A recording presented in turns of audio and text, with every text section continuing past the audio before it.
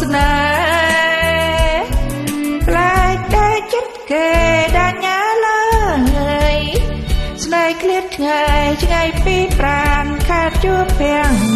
តែឲ្យរំពឹងអ្នកណា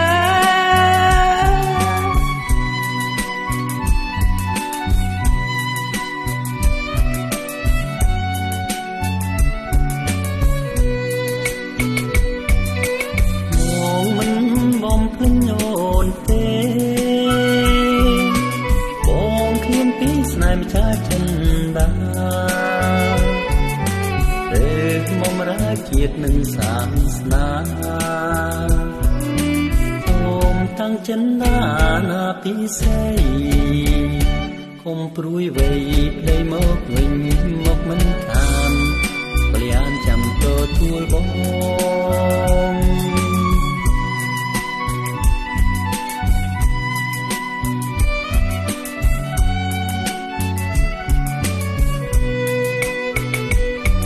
ខ្លួនអូនជាស្រីពេញក្តីរលឹកនឹងប្តីធ្លាប់បីត្រក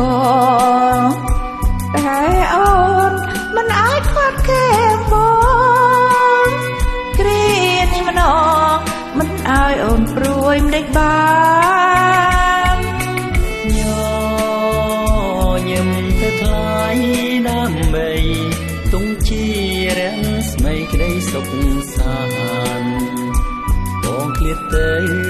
ចិត្តនៅនឹងកលយានមិនបានទេអូន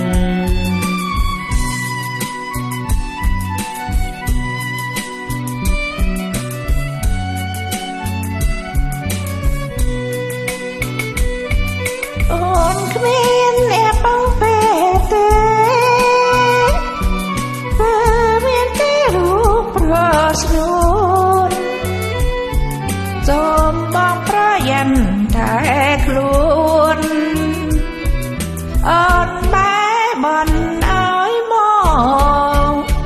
ចាំបានវិលត្រឡប់មកទាំងវិញមករួមក្តីស្នេហា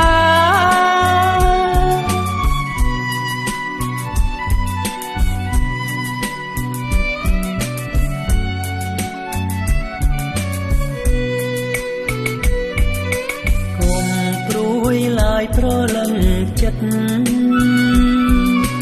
បងតែមិនភ្លេចសន្យាបងសូមស្បត់សាច់ចា